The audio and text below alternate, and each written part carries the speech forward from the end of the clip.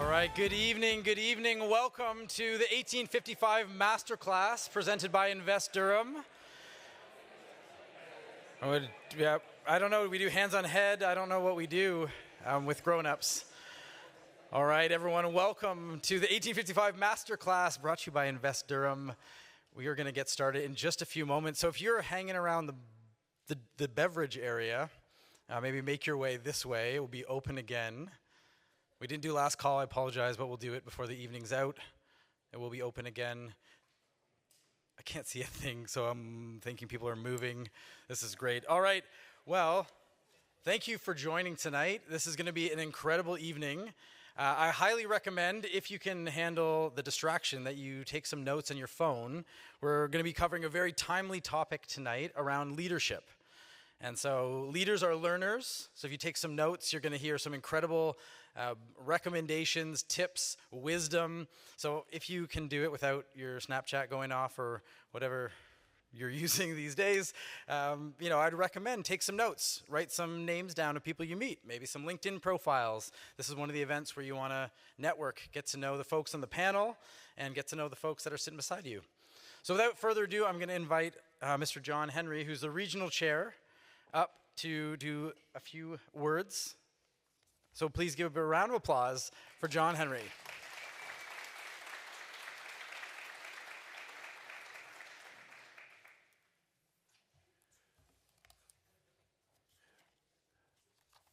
Good evening. Oh my goodness. What a week. Good evening. Good evening. It's my honor to be here on behalf of the region of Durham. But today is an important day in history, and I think it should be recognized as the International Holocaust Remembrance Day. 80 years ago today, the Auschwitz-Birkenau German Nazi concentration extermination camps were liberated, and International Holocaust Remembrance Day is our opportunity to pay tribute to the memory of the 6 million Jewish people and millions of members of other oppressed and marginalized groups who were victims of the genocide under the Nazi regime. It's also important that at this time we reaffirm the region's commitment to advocacy and education and programs that support diversity, respect, and acceptance.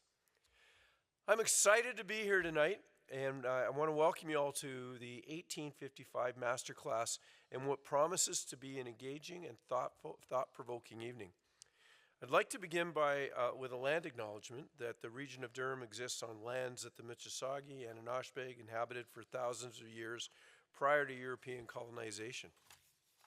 These lands are the traditional and treaty territories of the nations covered under the Williams Treaties, including the Mississaugas of Scugog Island First Nation, Alderville First Nation, Hiawatha First Nation, Curve Lake First Nation, and the Chippewa nations of Georgina Island, Beausoleil, and Rama.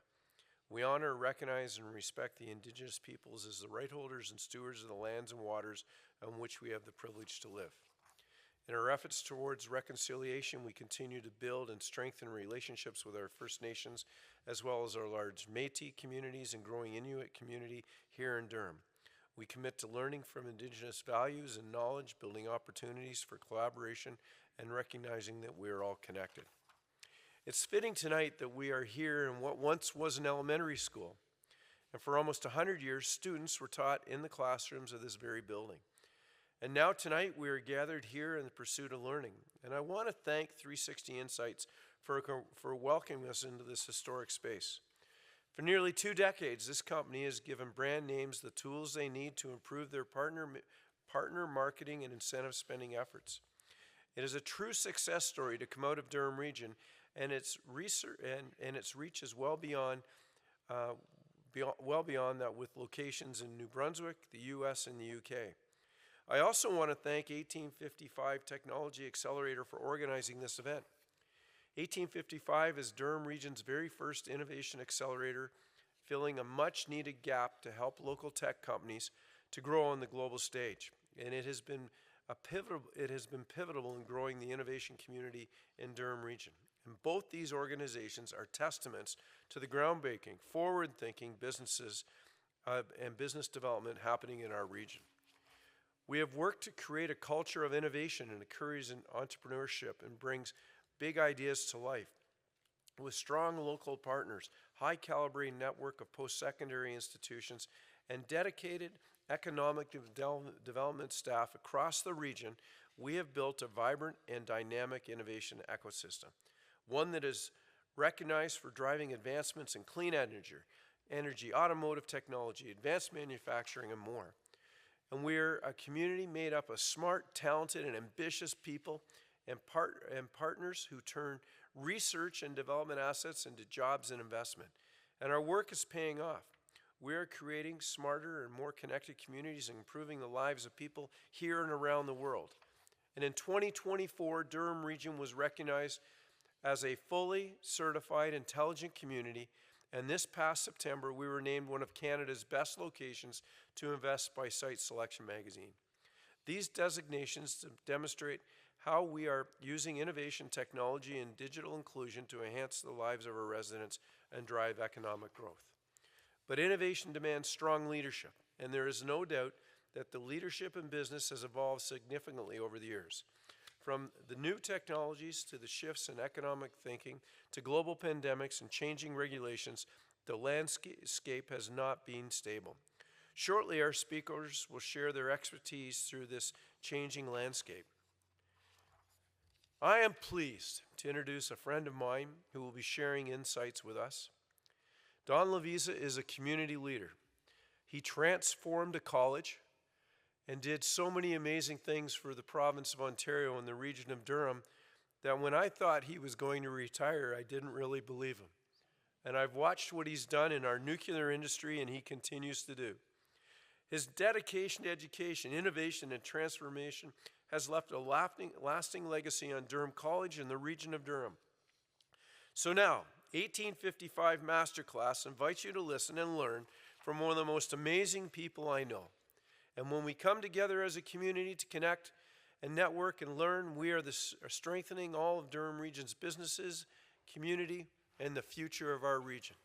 Thank you very much. And now I'd like to recognize one of the most amazing people I know, Don Lovisa.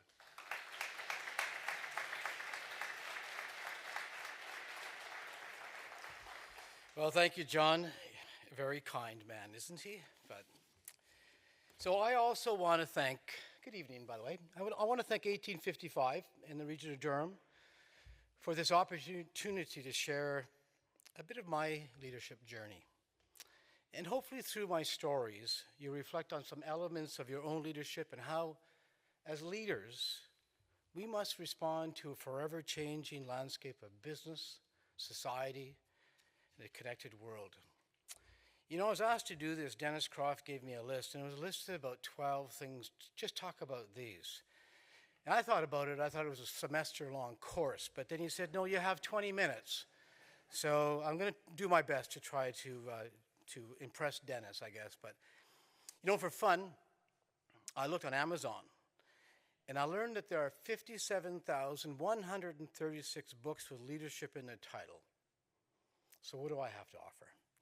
Well, I had an amazing 38-year career in the college system and 16 years as a president of Durham College.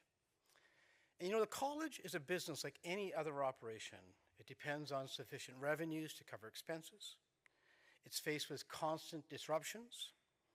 Technology has had and continues to significantly impact education, our facilities, and those who work at the college, whether you're in the classroom or providing services to our students, in the community, or running the operation.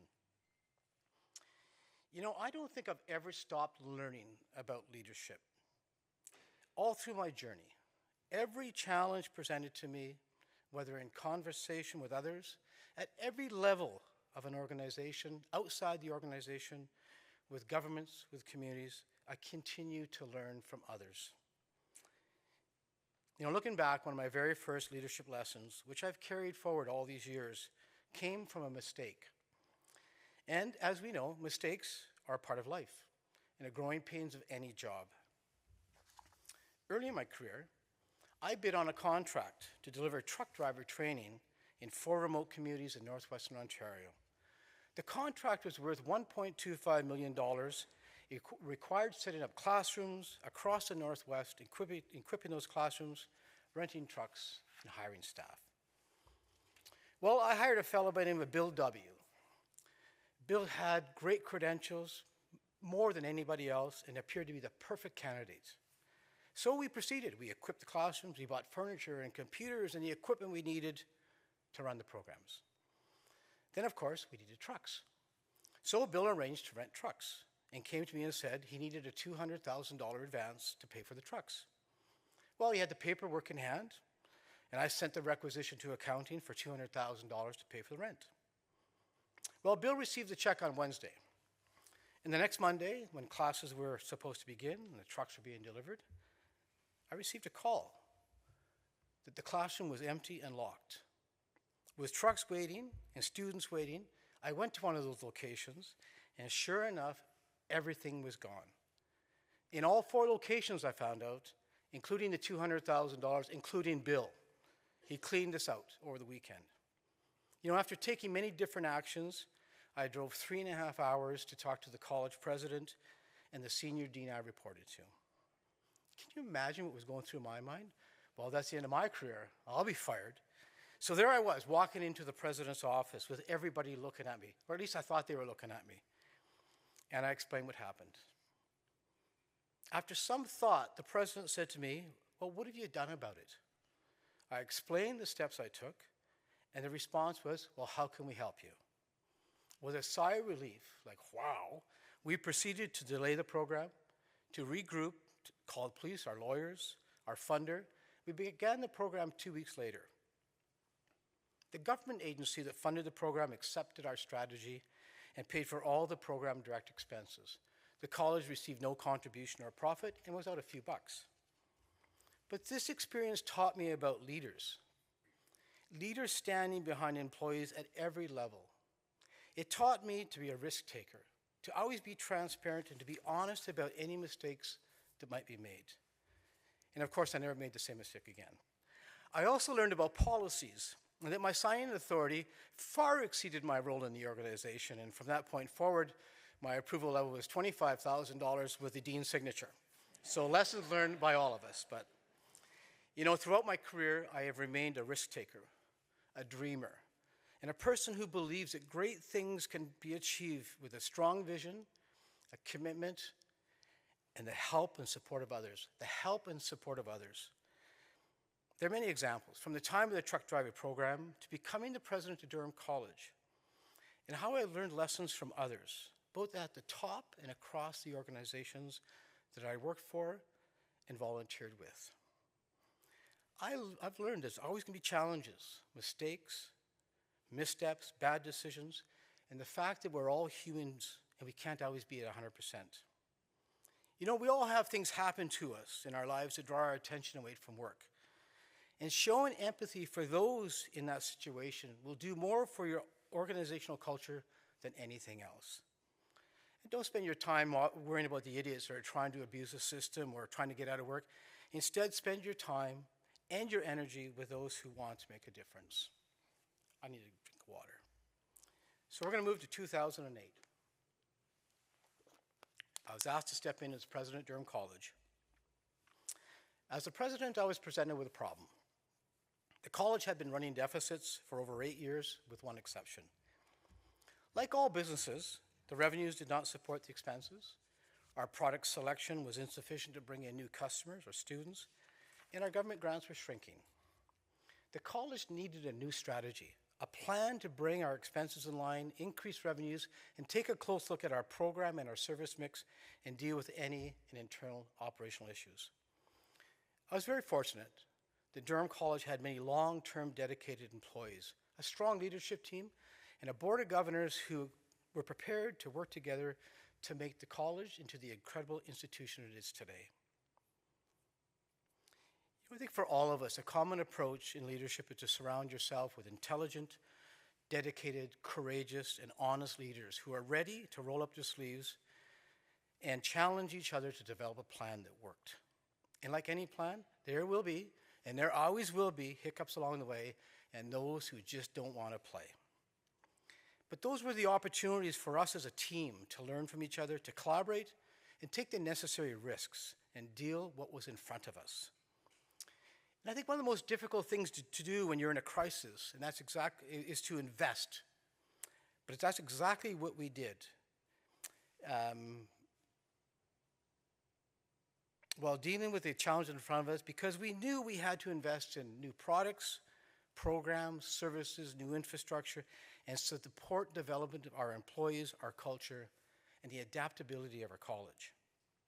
Communication, collaboration, transparency, toughness, and long-term thinking were the keys to start this journey. And if you look at Durham College today, I think it worked. Communication really was the core. There I was, the president of the college, standing in front of a college community and community at large, and John referenced that, presenting the challenges, but also the opportunities in front of us. We did town halls and we did different staff group meetings, but we had deep strategic conversations with our board of governors, Durham College leaders, and the community that supported us. And I'll talk a bit more about communications a little bit later because it really is and was the core to a lot of our success. Whether I was asking the board to build an $18 million building with no funding, and I received support for that strategy, or presenting to our employees the strategic thinking and plan about our future together. As a leadership team, we launched a plan to grow enrollment to 10,000 full-time post-secondary students, grow our apprenticeship programs, and continue education enrollments. We believed, and it proved to be accurate, that enrollment number provided financial sustainability once we had our finances in order, strengthened our policies and practices, and had everybody rowing in the same direction. Were there bumps along the way? Well, of course there were. But those were the occasions when commitments, resilience, and empowerment were key drivers that kept us on the path with the strategic directions that we developed as a college and as a leadership team. So let's move forward a few years. And like you, we experienced a pandemic. Like others, I had to communicate to 25,000 to 30,000 full and part-time students and a couple thousand employees that we were moving to remote delivery in 2 weeks. Of course, that doesn't really work well for colleges because we're an applied educational institution. And although most of our theory went online or remote, most people didn't realize the college operated its classrooms, its labs, its shops, and specialized spaces throughout the entire pandemic without any outbreaks. Why is that important today? Well, there are 24 colleges in Ontario. And if there was ever an example of collaboration, cooperation, a shared vision, and strategic thinking is when the 24 college presidents approached the Government of Ontario and the Provincial Health Authority to allow the college to pilot a program that very first summer and to bring our students back on campus so we could continue to deliver applied learning. The pilot was a success, following the same practices, the policies, our restrictions, while engaging in almost daily conversations about problem solving as we worked directly with the province. Our campuses remained open, although with restrictions throughout the entire pandemic. A disruption of this magnitude presented a $30 million problem for Durham College. So here we go again, another financial challenge. And unlike many sectors, the college received little or no COVID relief. But to bring 24 college presidents together, personalities, to move in the same direction while ensuring our employees are well informed, what an incredible accomplishment, in my view, a true shared leadership success. We depended deeply on each other for advice and for a forum to communicate what we were hearing on our individual campuses to ensure all voices were heard. We knew a system or team approach was the only solution. So let's move forward. One of the topics is changing landscape. So I'm going to share a couple stories. So ChatGPT, artificial intelligence, came upon us like a bit of a storm. A bit before ChatGPT was introduced, I wanted to open up a conversation about innovation across the college at every level to hear from grassroots, from employees across the organization. As leaders of large organizations, we often rely on our networks, leadership teams, and our boards to strategize and respond to disruptions and challenges. In this case, it's technology. Just digress for a moment, though. Some of the best and most innovative ideas came from hallway conversations, and employees feeling comfortable enough to approach me and say, Don, I have a great idea. Or approach my office and ask for a meeting to pitch an idea and an investment. Those hallway conversations and the organizational culture of openness, friendliness, and empowerment reinforced my value of listening to employees at every level. Often they had the best and most unconventional ideas. The Durham College Global Classroom, which connects our students with students around the world, was one of those innovations. A recent project brought together 500 plus students for a day from 12 institutions in different countries, working on innovative solutions for a company by the name of Trust International. The Durham College e-gaming arena, still one of the best in the college system, was a result of a hallway conversation, and our students are now competing internationally. The Artificial Intelligence Hub, or AI Hub, was a pitch that came from 3 employees, and the list goes on. But the key point is to provide opportunities for people to share their ideas, feel comfortable in sharing the ideas, and see that their ideas count have been so important to our success. So back to ChatGPT. About a year before we heard about ChatGPT, I had formed a small group called the Innovation Disruption Catalyst Group, IDCG. And I think there's a couple members here tonight. You know, as leaders, we often fall into the routine of listening to the same people all the time. Our most senior people, our leaders, our advisors, our boards. And I wanted to break that routine. I wanted to hear and I wanted to have other advisors. Was it well received by everybody? No. But it was important to me to assemble a small group of individuals representing faculty, administration, and support staff who were prepared to have authentic conversations with me and others. And we shared the outcome of our conversations with the college community. You know, parking our positions at the door, we explored many ideas as a group. We challenged each other. We disagreed with each other. We laughed a hell of a lot. And we decided to launch an open portal to allow every employee to submit their ideas of innovation. Were they all good? No, but they didn't matter because people started to write in. Others had the opportunity to engage in those conversations, collaborate, and meet employees from across the college. The portal was followed up by think tanks, which brought together hundreds of people together for an afternoon to talk about innovation, improvements, and how we as a college can deal with disruptions in technology. There were also team meetings, success stories shared, individuals and groups highlighted, town halls, coffee with Dawn, all designed to provide people access to me as a president and our leadership team. You know, we selected some of the best ideas from this interactive portal. But one in particular that drew a lot of attention was generative AI, or ChatGPT. It received so much attention that I invited the 16 core collaborators to sit down with me and share their ideas. If you remember, most post-secondary institutions across the country were debating how bad things are going to be because of generative AI. But this team, they saw opportunity. They believed that a toolbox of sort could be developed to help faculty, staff, and our students to embrace and learn how to work alongside AI tools, to maximize the power of generative AI. So this was in the spring. And my challenge to them was to have the toolbox developed and launched before September startup. So I asked them what they needed. Well, we need $80,000 in 18 months. I said, well, you have $80,000, you got 3 months, so let's get it done. So the group was empowered, and they were excited to develop these tools. And sure enough, by September, they launched a toolbox, which is still available in the Durham College Center for Teaching and Learning. People from across this country had and have access to the site because of the talented, dedicated, forward-thinking, and innovative group of employees who believed they could lead the way. They were empowered, and they were supported to achieve their goal. You know, I've talked directly and indirectly about disruptions, shifts, global pandemics, some regulatory evolutions. One topic listed in the advertisement was international expansion. And like most businesses, colleges need new markets to replace stagnant and shrinking domestic markets. In the case of colleges, the challenge is also a shrinking provincial investment in higher education, with colleges in Ontario having the lowest tuition and the lowest grant per student in all of Canada. Most colleges, the provincial share of operating budget represents about 20% to 30% of their revenues now.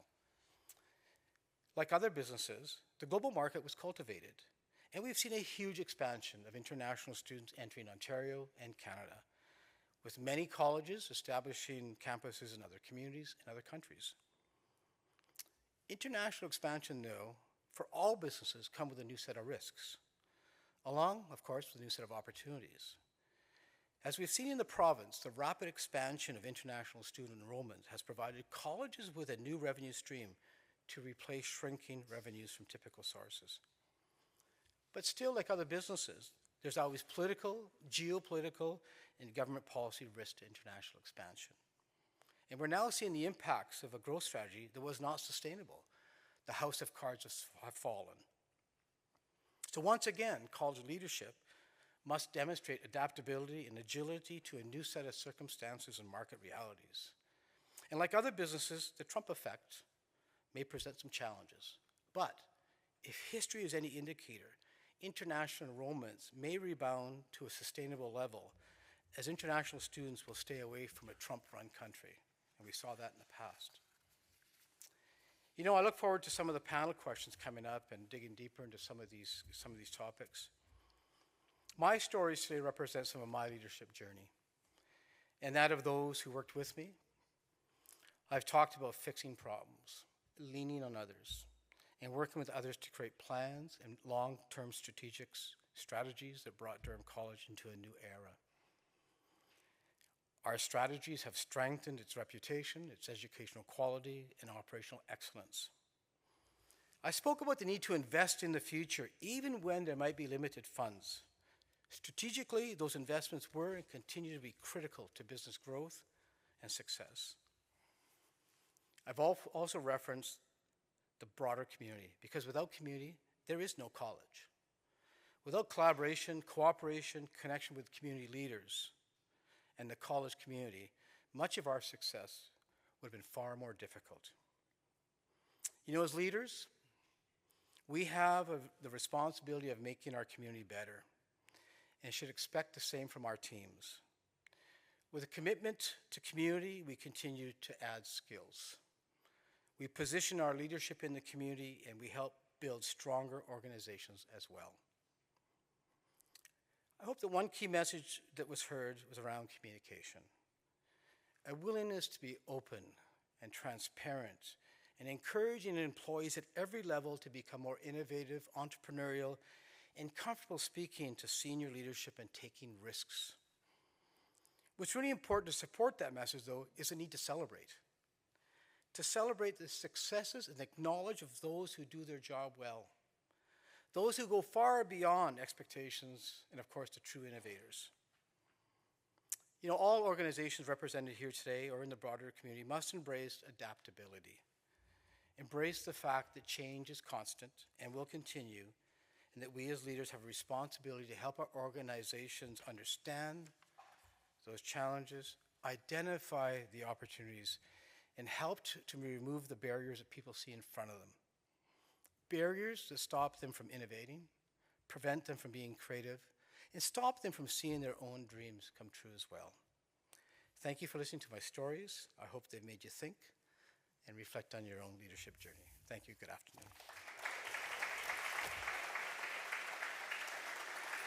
Amazing. Thank you, Don. And don't go too far. Don will be joining us as one of the panelists as we dive into a discussion around leadership. A couple of things that stood out to me, Don. There might be, I think you said 56,000 or 156,000 books on leadership. 56,136. Well, I knew it was over 56,000. I forgot to write the details. But out of all of the books there, this is a story that hasn't been heard. So thank you for sharing your story with us. A couple things I wrote down that I thought are really interesting. When you were able to bring to life words like empathy, collaboration, risk-taking, you were able to put it in a context that you journeyed and that we could relate to a little bit. Vision, hallway conversations. Those conversations, especially in a hybrid or remote world, are so different than they used to be because we don't have hallways. When you're on Zoom, or you can laugh a little bit? No? All right. But we don't have it the same way that we used to. So the adaptability, the innovation, the words that we know, they're the titles of books, they're the things that we hear all the time, but you were able to bring it to life through the stories that you told. Two other thoughts I want to end with before we introduce the panel. One was, I now have a reference point. Was my mistake cheaper than Don's mistake? So now I have a threshold for risk. My boss is also here. All of them are here. So I will keep it lower than Don's, because I think you did say it was 200,000. Yeah, plus, like 200,000 plus. So just keep that in mind, all right, for performance reviews coming up. Less than Don's. And look at Don, like he's the keynote. So that worked out pretty good. All right, and the other thing, just as we get to the panelist, Don said he felt like everyone was looking at him, or so he thought. The next group of folks that we're going to introduce, everyone will be looking at them because they're going to be sitting on this stage. So it is my privilege to introduce the panel. I'm trying to remember the order. Okay, in order, I think. Brodie is coming to speak. He is the founder and CEO of IFTech. As the founder and CEO of IFTech, Inventing Future Technologies, Inc., it is a proprietary, this is tricky with words, I like the picture books they usually give me, leading hardware and software company for training simulation. I actually had a really fun experience watching Brodie's equipment, the company's equipment, on a group of CEOs that Jason Atkins, our founder CEO, invited to 360 Insights, and they put their gear on, and then they put a video on, and this is, simulation equipment, and to watch them move uncontrollably, because it like shocks you and moves you. So there's some great stories. Connect with Brodie and team after. It'll be great. So Brodie, you want to come up? Ryan is the director of Norton Rose Fulbright. Ryan is an innovative technology leader with over 20 years of experience driving technological transformation and enhancing IT operations for global organizations such as OMERS, SoftChoice, and Norton Rose. We'll save the applause for the end. I know you're itching to clap, and it's a valid feeling. I didn't go in order at all. Okay, well, that's okay. My mistake was cheaper than Don's. All right, that is my new mantra. Whew, it's warm up here though when you make mistakes. Okay, up next we have Trinda. Is going to go in the middle. I got this right. Trinda Searle is the Chief People Officer of 360 Insights, in which we're the building that we're in right now. As the Chief People Officer for the highly successful Canadian-founded 360 Insights, Trinda is passionate about helping organizations grow and thrive while emphasizing leadership as an essential ingredient to the company's long-term strategic success and performance culture, and also best boss in the world. Kayla printed these off for me, so I didn't even put that there. And finally, introducing Keith Jackson. As a savvy investor and C-level advisor to Fortune 500 CEOs, Keith knows that without a strong leadership competency, companies will fall short of anticipated growth, performance, and organizational success. So without further ado, I'd like you to give a big warm round of applause to our panel. All right. All right, well, to kick it off, panel, you guys can hear me okay? I moved away from the planted mics into the mobile mics. All right, I feel like we could break into YMCA, but like we practiced, all right, Don? Okay, so to kick it off, a question for everyone. What is leadership to you, and what is the biggest issue facing leadership today? So, anyone want to jump in on what is leadership to you? Maybe we'll start with what is leadership to you. Brodie. So really, I think Don said so many great things, but for me, it comes down to just people, like summing up to people. There's two main things I see with that. One is what's their superpower, so really trying to figure out what they're the best at and making sure we can provide the resources on that end. And then also, this is maybe more altruistic, but just what makes them happy. What's the real things that like they really enjoy, whether that's the project that you're actually working on, that they find value in it, whether they just love to program and that's all they want to do in code, or it's the work-life balance, and trying to find those two things so you can support them on that end of being happy, but also then making sure you give them the resources for their superpower. Awesome. Thanks, Brodie. Anyone else want to jump in on what is leadership to you? Sure, I'll give it a shot. So like Don said, you evolve and you grow as a person. And one of my mentors who's sitting in the room here, Pat Doyle, he summed it up great for me. It's being the mentor you wish you had when you started, right? Being open, transparent with people, and just being authentic, right? People see through clout. They see through all of the catchphrases and the one-liners, and they see through all those things. But if you're there and you're supporting them, it'd be pretty amazing what you can do and who you can develop in your groups. Awesome. Yeah, it's just adding to it. Like I always look at, you always have the formula, people, processes, and systems. But it all boils down to people. And I always like to think about check your ego at the door. You know what I mean? Like if you're owner of a company, that doesn't mean that you're not the only one investing in a company. And I know you're going to ask me questions about investing. Investing money is easy. You got to also realize that you're not the only one doing the investment. It's your employees making the investments. It's your bankers making investments. Employees choose to be with you. So you got to recognize and you have to appreciate that they're investing their time, which I always say that money's always, I want to be rich, and you know, the yardstick is the money aspect. It really isn't the money aspect. It's the value. I always say is the biggest asset on any balance sheet, which is not on any balance sheet, is time. We're on a journey and it's time, and they're investing their time. Suppliers are investing their time. Everybody's investing their time. So when we make these investings, it's easy to invest money. You got to invest in the right management team, and it all goes down to having the right people, like, you know, and positive energy. Keep the negativity. Obviously, people are going to have tough days, but you want to make sure that you embrace positive, and you also said calculated risks. Entrepreneurs do have calculated risks. So it's okay to make mistakes. I always use the phrase, you know, you end up in the major league, in the Hall of Fame for baseball for a 300 average. That's 3 out of 10. So, you know, it's okay to make mistakes. You're not going to hit grand slams or home runs every time. Or be as big as Don's. Exactly. Yeah, yeah. All right. You know, This is an anchor point that we have. I mentor a lot of new presidents and CEOs, and I always ask them one question. Do you think the job's about you? And if you do, you're in the wrong job. It's not about you. It's how you help other people in your roles. That's awesome. That's a good segue. And Trinda, I was going to change the question slightly for you. There's a lot of us that might not lead people, might not lead companies. So what does leadership look like to you in the context of life? Like without a team, without a company. I don't know how many people here, but I know you go through life and not everyone is a CEO or a president. So what does leadership look like in that context? That's exactly what I was thinking. All great responses, but when I think about leadership as an opportunity to influence, and I think some of the most outstanding people I would define as leaders today are not people leaders, influencing without authority and helping to influence in shaping culture, shaping business decisions, coaching, whether or not you're a people leader. I think having an opportunity to influence, create opportunity is, for me, one of the biggest pleasures I have in being a leader, whether, again, it's for people or just influencing with or without authority. Awesome.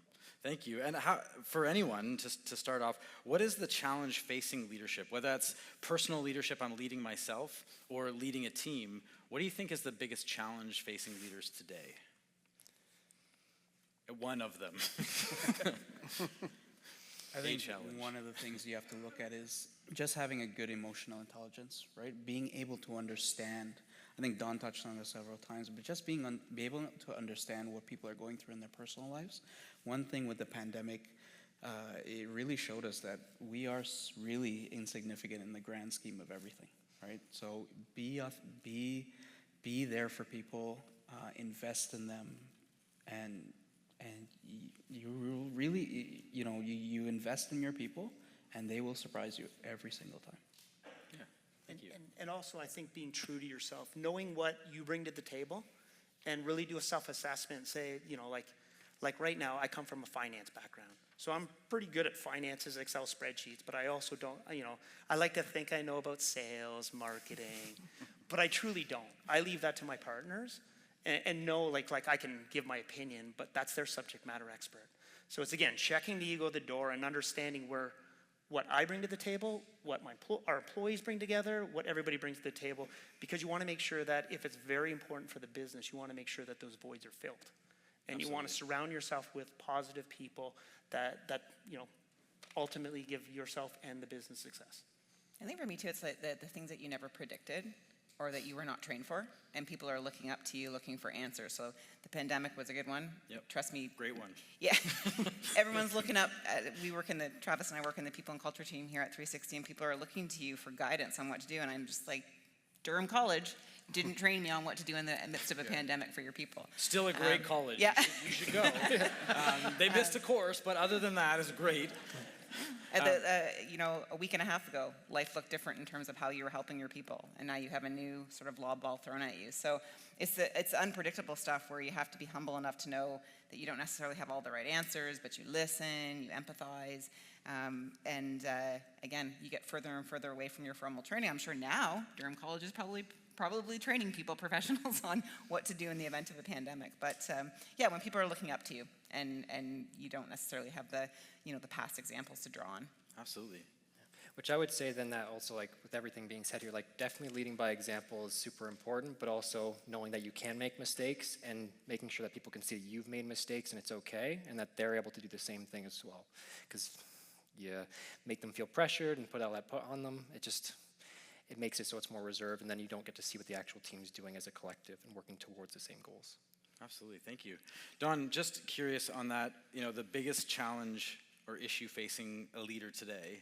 Through your journey in your career, you've seen kind of different trends in leadership, emotional intelligence, kind of how to evaluate, how to motivate. What do you think looks like the challenge for a leader today? I think we all feel the world is a bit turmoiled right now, and that has an impact on people's personal lives, their work lives, their social lives.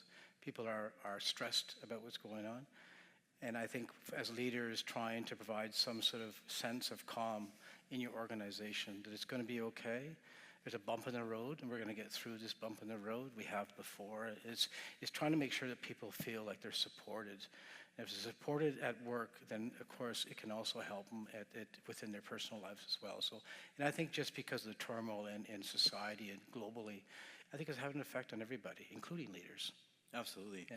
Well, we live in a time where I don't know, but I imagine the world has been through lots of turmoil over the generations, but we have our phones and social media that kind of brings all of the turmoil conveniently into one place right in front of us. So it's interesting to be able to bring stability to our teams and to ourselves as a leader. How do I show up in a calm state, even though maybe everything in my personal or global world might not feel that way? Yeah, and that's actually really important in a sense of, like, I've had many times, I'm addicted to my phone, like as many one of us. Like, so I was like working around the clock, 3 o'clock in the morning, looking at my phone.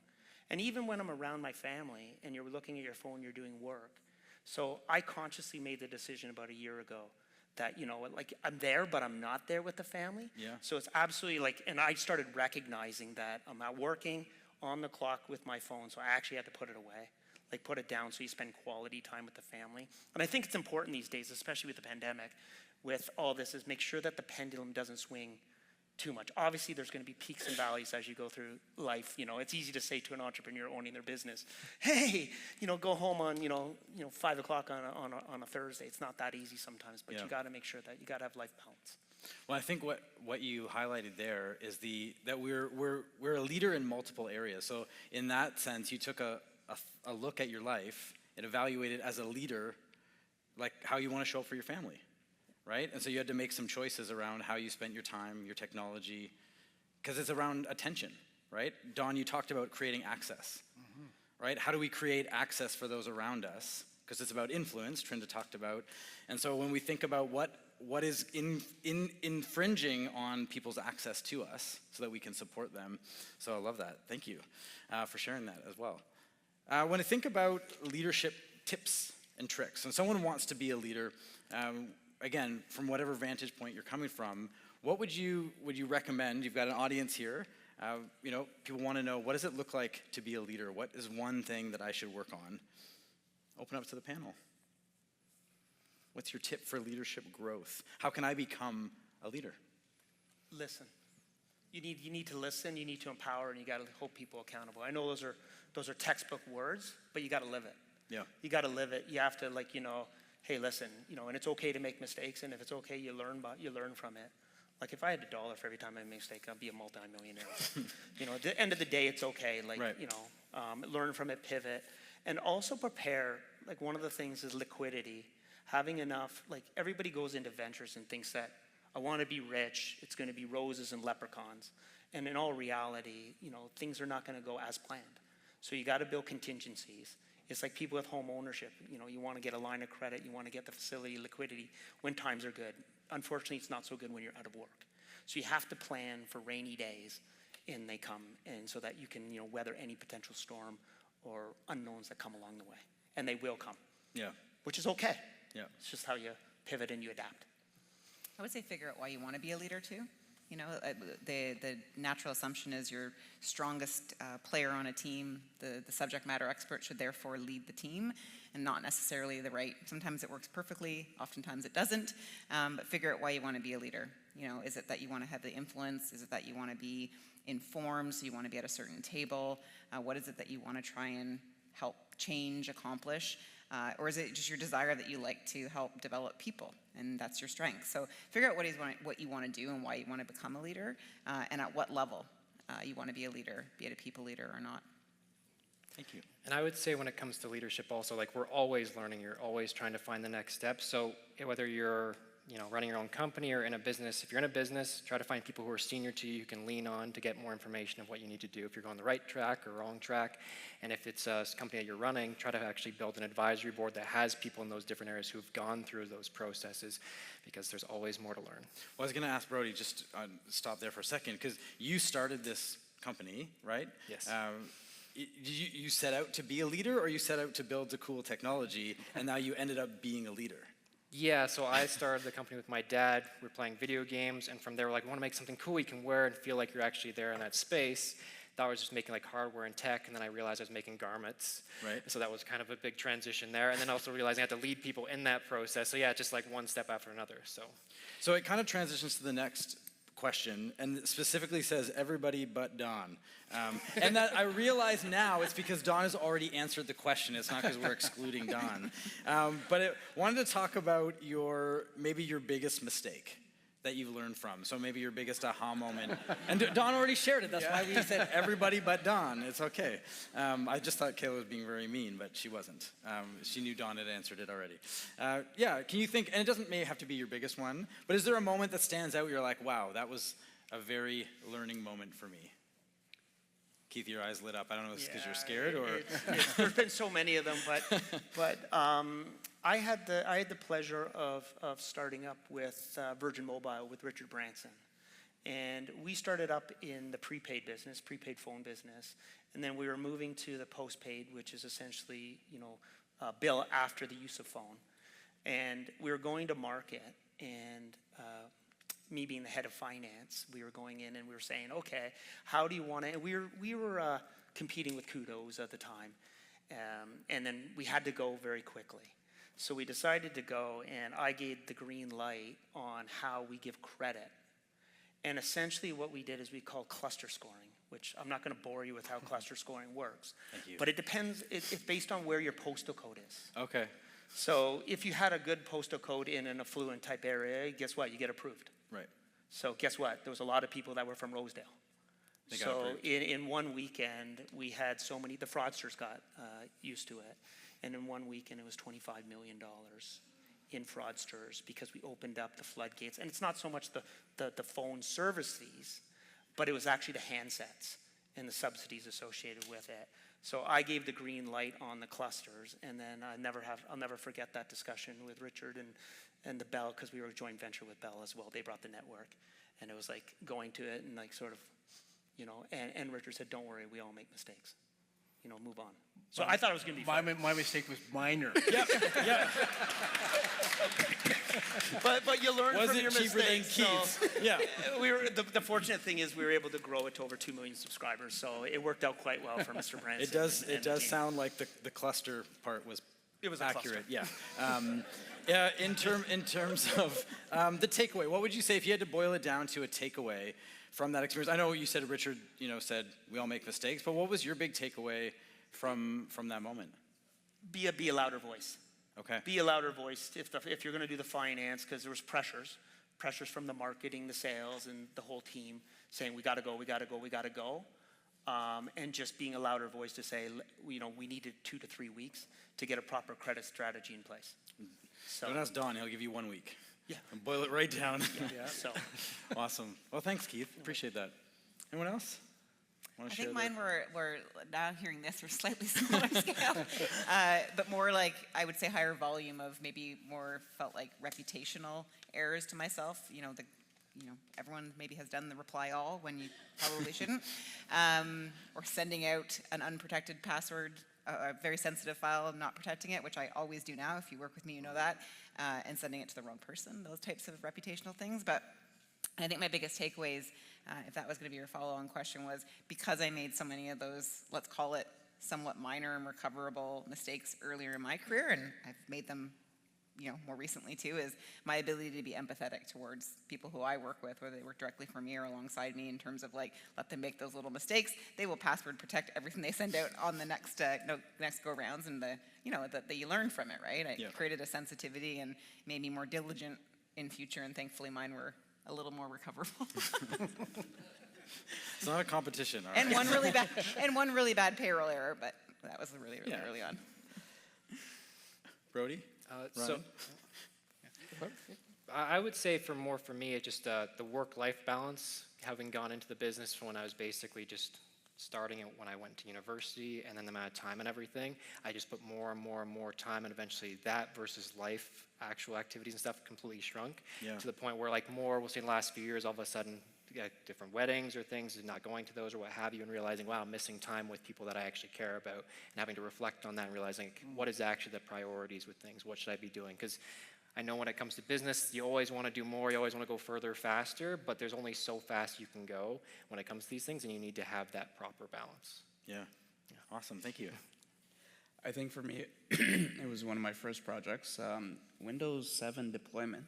So we did it on a corporate level to an organization, and it was the first time I was put into a management situation. And I came in and I have all the answers and I know everything, and I am going to not listen to anybody. Everyone's going to follow my plan. And the project failed, and we missed budget, and we missed timelines. And I think out of that, I just realized that if you're going to be a leader, you have to realize you don't have to be the smartest person in the room. Probably better if you're not. Yeah. For the most part. That was the one time it wasn't a joke, and you guys laughed. Thanks. Appreciate it.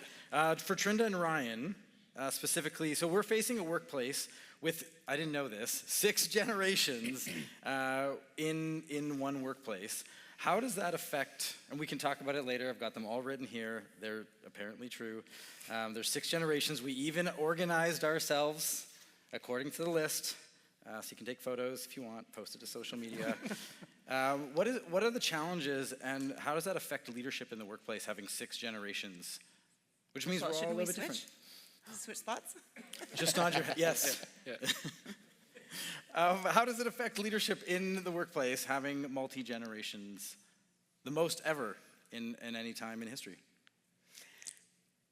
So if you look along I would preface everything by saying I would never paint a generation as they will all be the same. There's some commonalities amongst them. So that's what I mean when I talk about things. But I think a couple of the big ones for me is communication styles, right? So baby boomers are still in person, frank talk, they engage better on that level.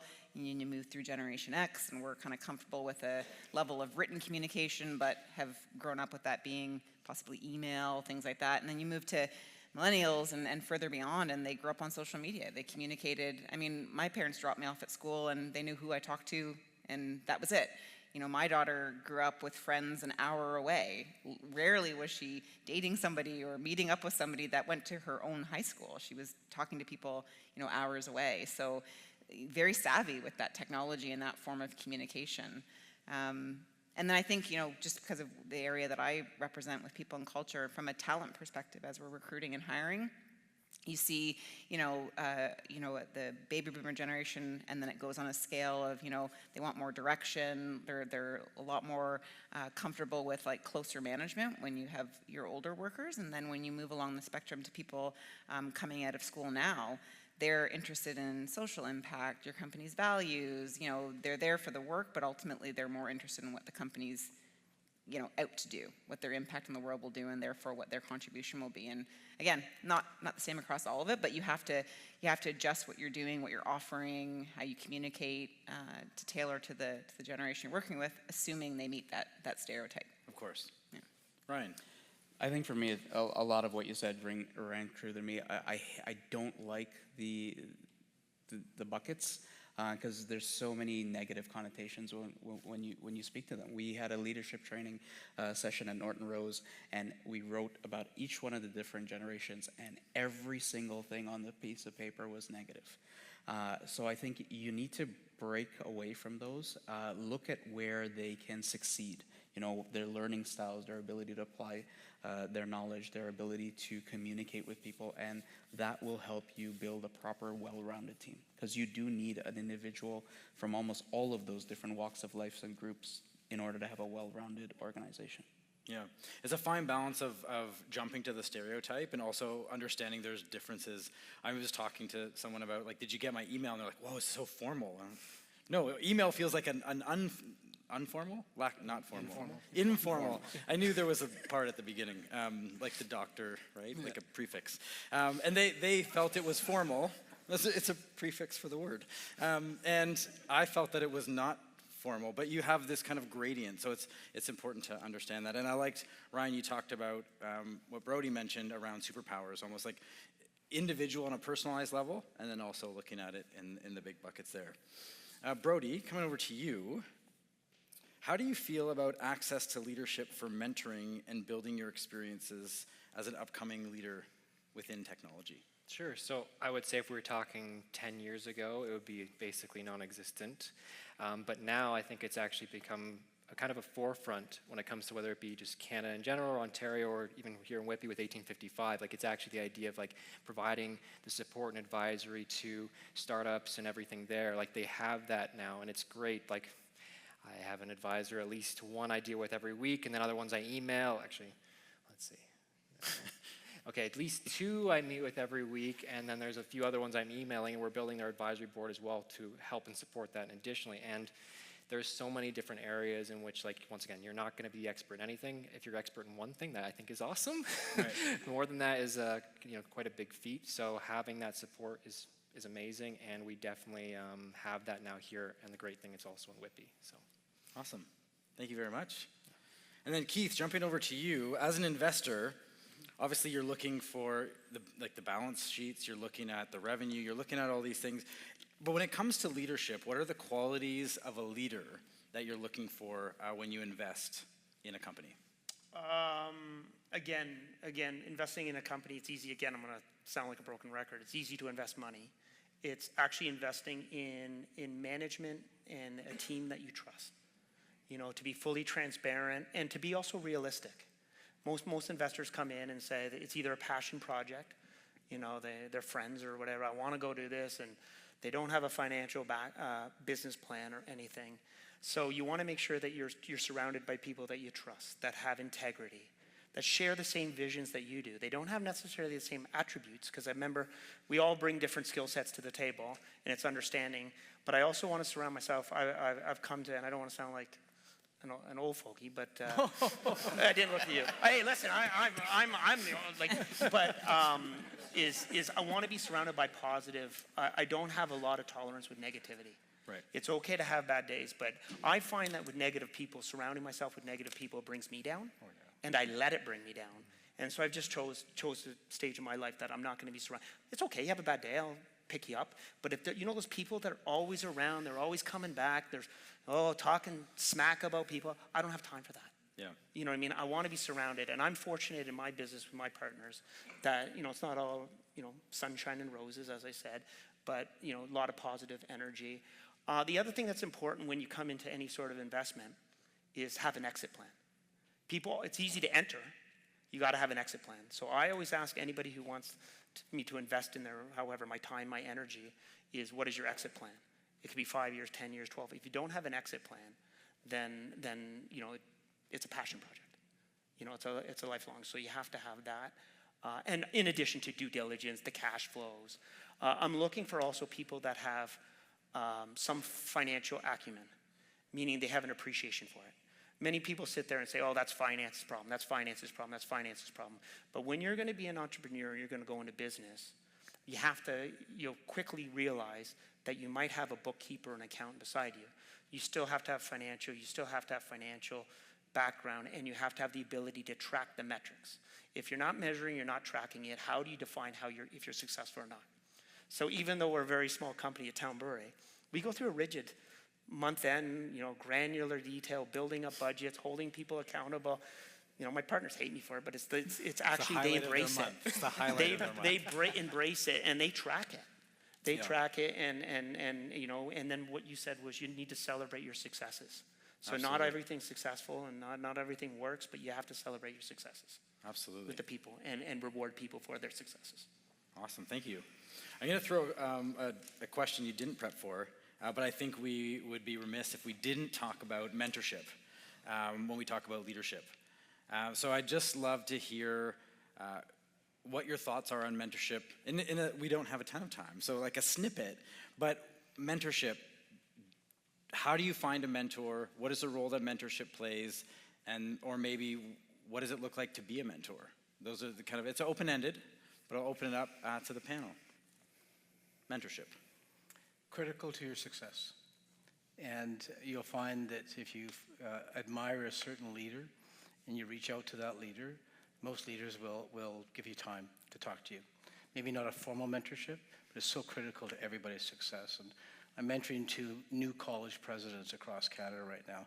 They just need somebody to talk to and ask the right questions and just encouraging them. And a lot of the things I said, encourage them to be themselves, be positive, build a team, and all those sort of things. But mentors are so important, and they have to change over the years. It can't be the same person for years and years. Yeah. I think it's super important, and I think it's you know, mutually beneficial. When I'm mentoring somebody, I get a lot out of that process too. And going back to the generational question, keeping in mind that when you're in a mentoring relationship, like, let it be multi-directional. Because if I mentor somebody that's of a younger generation coming out with maybe better adoption of technology or different ways of communicating, I benefit just as much from, you know, conversations that we're having as hopefully the person I'm mentoring is benefiting from what I'm offering. I think for me, I'm in a great position where I can be a mentor and then look for a mentor. So when I look for mentors, I look for qualities. I don't look for positions or titles or, you know, organizations. I look for, what do I want to be? What is a person that I want to be? And then when I'm mentoring someone, it's being vulnerable, letting them see that you have made mistakes. You have made huge mistakes in between, and you've rebounded from those mistakes, and you've gone through everything. So you've got 1 or 2 choices with your risk taking. You either learn, right, or you succeed. Yeah. It's never a failure, right? So being vulnerable to people. Thank you. Yeah, I would agree. Like, well, I'm constantly looking for mentorship for what it is with what we're doing and everything, and the idea is like having places like 1855. So if you're starting a business, find an accelerator, find a place close to you that can provide that. There's so many, once again, it just comes back to you only can be so good at so many things, and there's going to be a lot of things you can fall trap into and sort of make mistakes, but having the proper mentorship and guidance, you can hopefully avoid a few of those faults that would happen if you didn't have that, and there will be a lot of different things. And, you know, what Ryan said there, it is a learning experience, and it's one of those things you can't go, oh, if I could go back in time and do this. Like, you didn't know that at that point in time. You know, don't have regrets about things you didn't know. Just learn from them and keep moving forward. Awesome, thank you. And I know we're making, you know, light of Keith and Dawn has shared, you know, their expensive mistakes, but this is part of this. To me, this is part of the rich, you know, conversation of having someone share. It's, you know, funny now, or we're able to talk about it. I don't know if it is. Keith might have like disappear at the back after this conversation, but this is the part. Like, sometimes we talk about the good parts of leadership and all of those fun words, but that's where the mistakes are made. You learn, you grow. And Alex Hermosi is a YouTube guy that has never met me, but I would consider him one of my mentors because I watch all of his YouTube videos. And he talks about ignorance tax. And so you either pay ignorance tax in time or in money. You either make a whole bunch of mistakes or you learn from someone else's mistakes. So I like that concept, and when I think about this, by being in this session, we're paying some of our ignorant tax because of what we're learning. So thank you for sharing so that we don't have to maybe learn some of the things that you learned the hard way. And finally, I actually want to open it up to the audience for a few moments. We got a few moments for questions. So there should be 2 incredible people with microphones in the audience, or will be shortly. They'll teleport right beside you. But is there any questions from the audience? There you are. It's a good-looking crowd. That's fantastic. I see a hand at the back. Oh, 2 hands. This is great. Kayla at the back. Or, yeah, no, you're not Kayla, but thank you. And there was one at the front. Okay.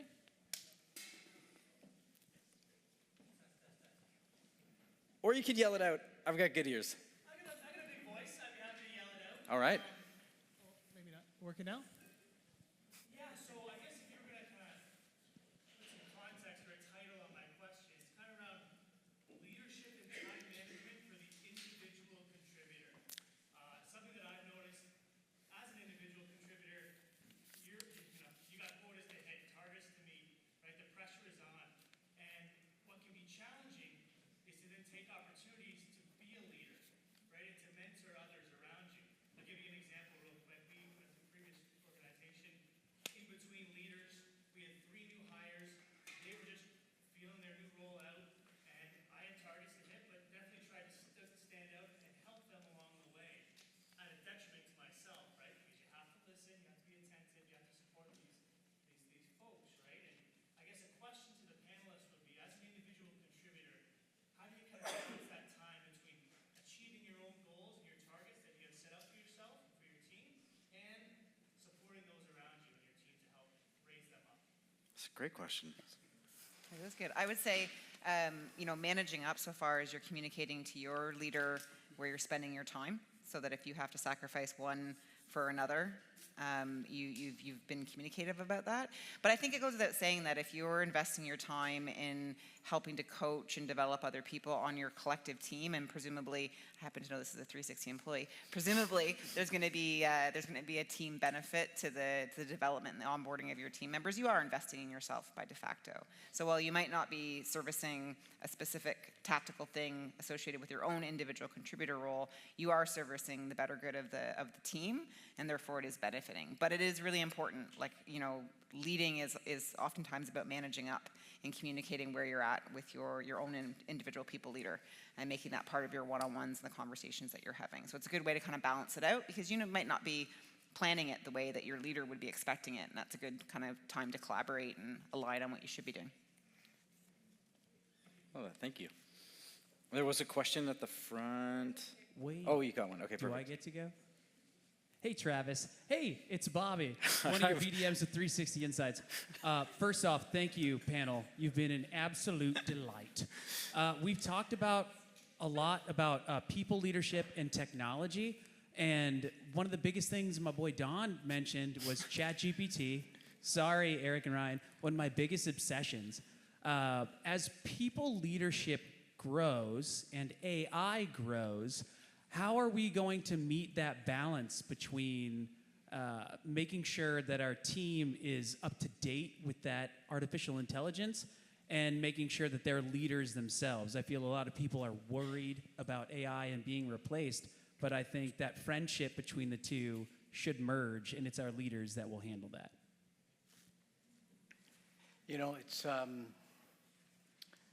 It's like anything else, it's providing everybody the tools that they need within that specific work environment to be successful, to understand the tools. And as I talked about, being able to maximize the benefits of generative AI and other tools such as that. If you go on that portal that I referred to, I think there's 25 different AI tools that have been tested, and they're linked to specific disciplines within teaching, program development, and everything else. So I think it's providing the resources to help your staff understand what's the best use of the tools. Some people are going to abuse it, some people are going to not embrace it, but the majority of people will embrace it to do their jobs better.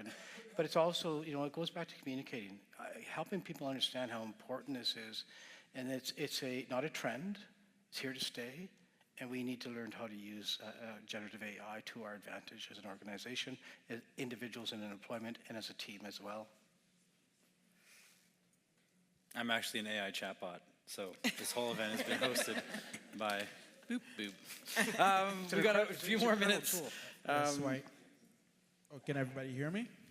All right. My name is Neskins Jr. Thank you so much for having me, and thank you so much for the panel for sharing. So I've had the opportunity to serve in different leadership environment, but I've never been the head leader.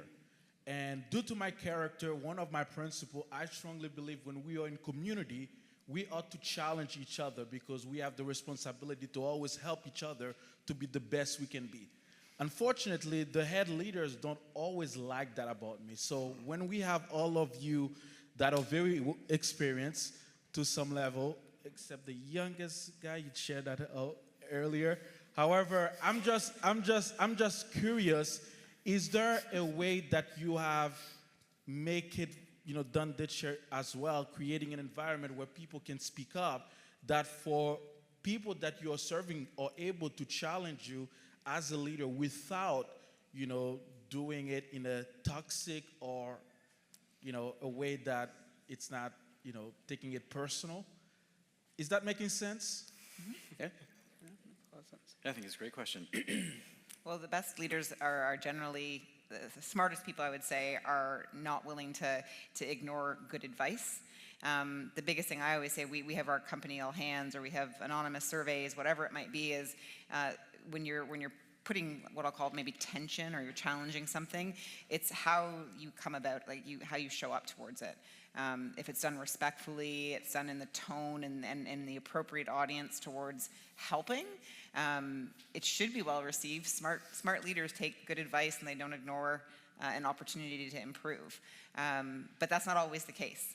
And so I think you have to probably assess the leader or the senior person that you're looking to approach, figure out the right place and time to give that feedback. And I always find one of the tricks I give people when they're trying to give someone feedback or put tension or challenge something is to ask permission. I have an idea, would you be open to? And sometimes asking permission as an intro versus just sort of bombing it in at maybe not the right appropriate time gives you a lot of grace with the person that you're trying to help. So because what I took from your question was you're trying to help by providing feedback. So sometimes asking permission is a great way to kind of lead into it.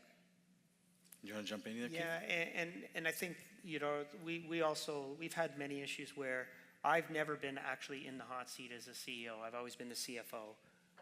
So I'm always the second, the finance guy, which is okay.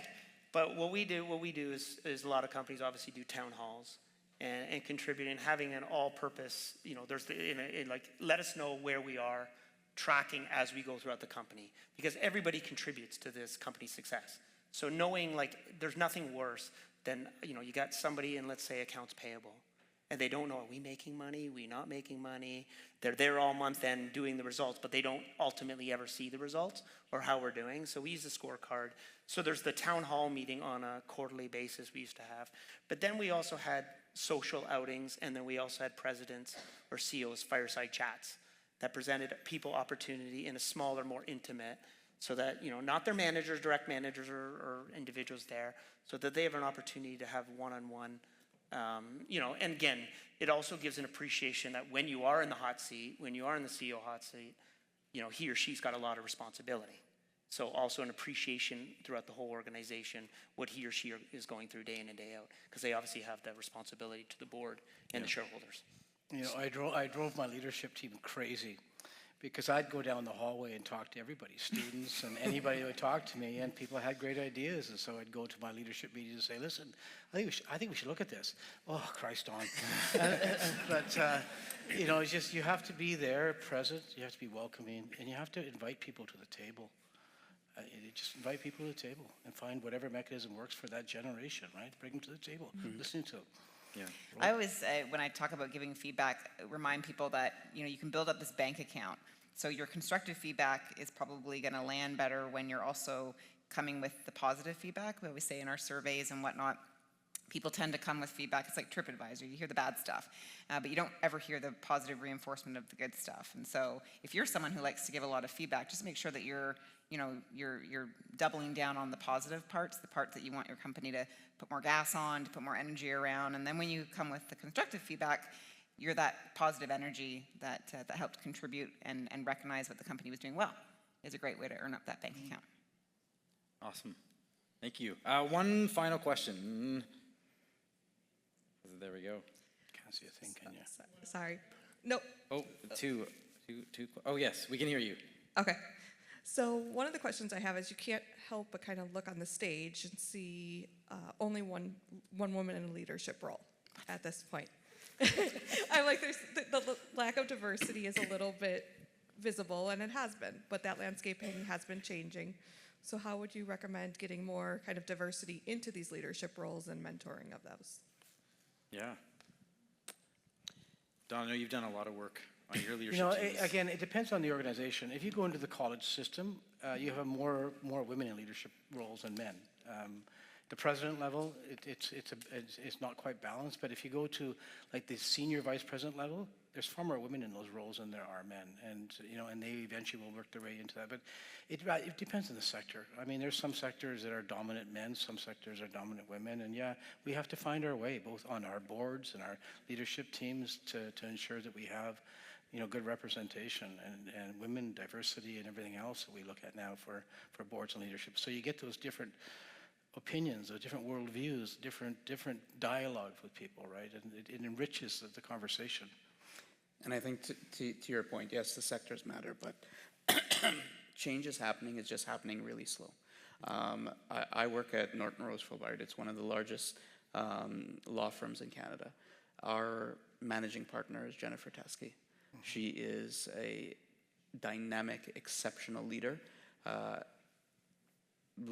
People are changing, people are opening up, they're being more vulnerable to conversations, and they're realizing that there's an entire talent pool there that has not been tapped into, right? And why wouldn't you want to? So I understand the frustration as a father and as someone who have mentored young women before to get them into those positions. I understand sometimes there's frustration, but change takes time, but it is happening.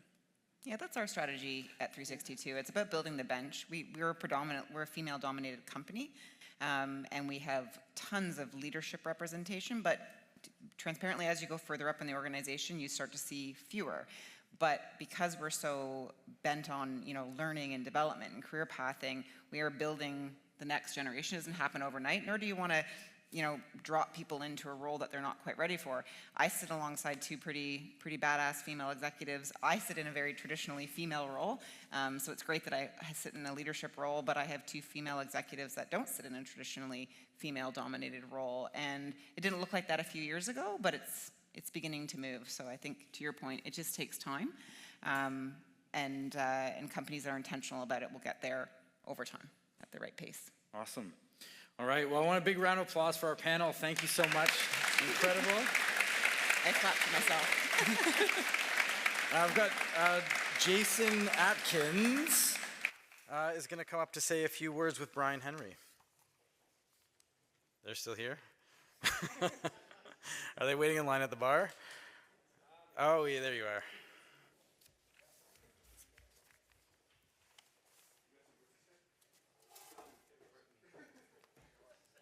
It'll be 45 minutes and we'll get to the rest of it. What's that? 45 minutes max. 45. All right, we'll start now.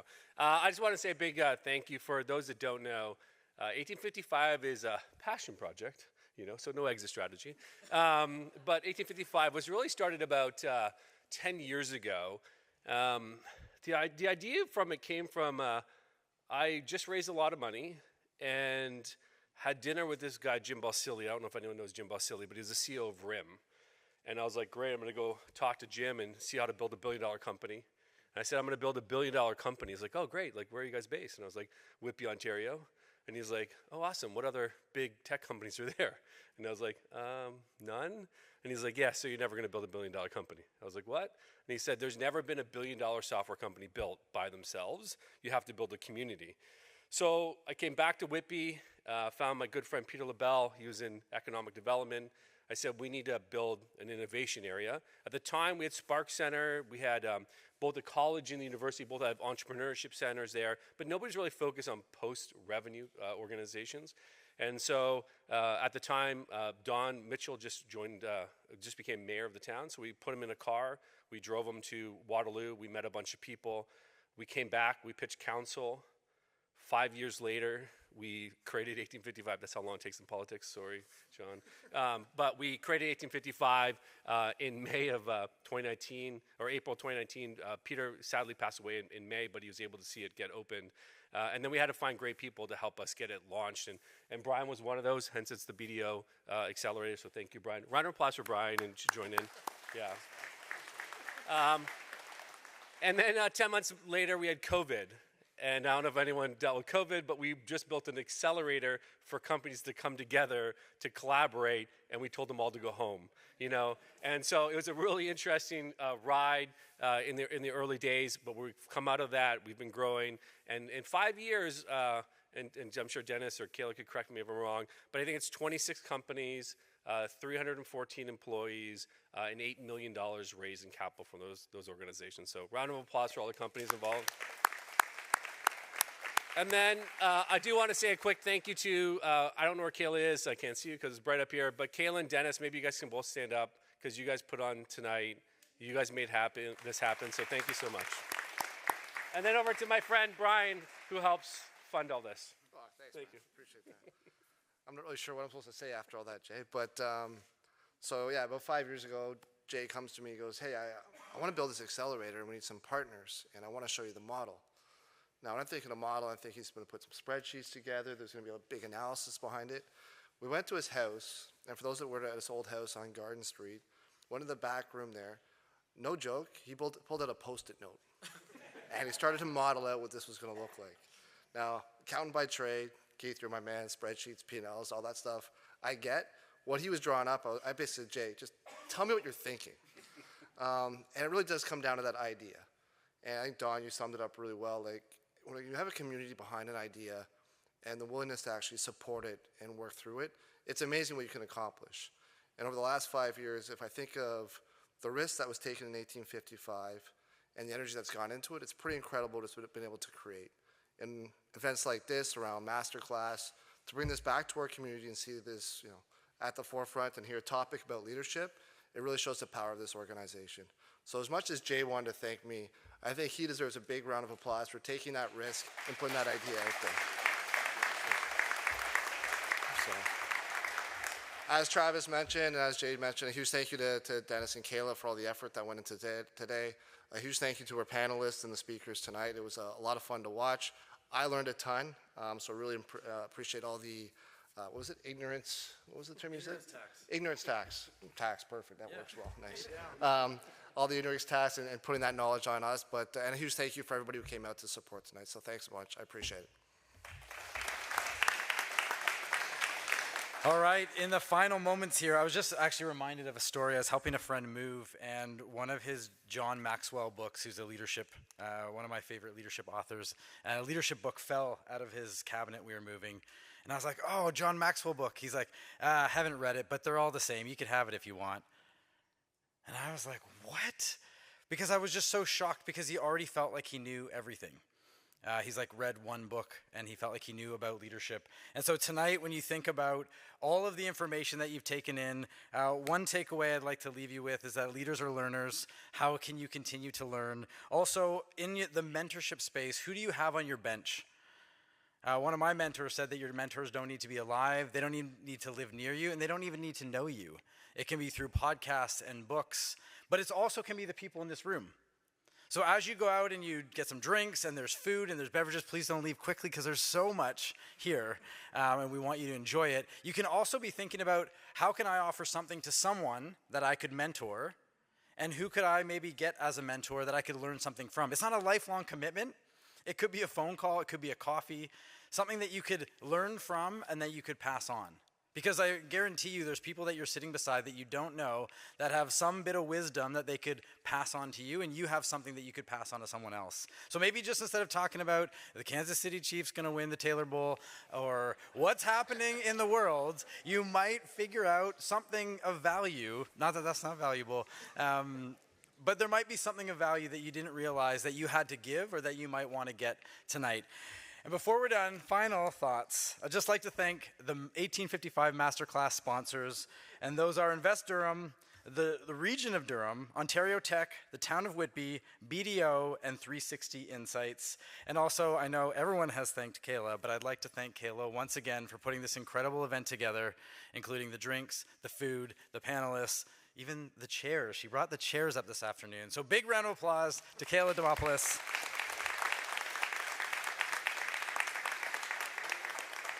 And it was so rude of me, I never introduced myself. My name is Travis Dutka. I'm the culture curator here at 360 Insights, and it has been a pleasure to spend this evening with you. So thank you very much. Please don't leave, and enjoy the beverages and the company. Thank you very much.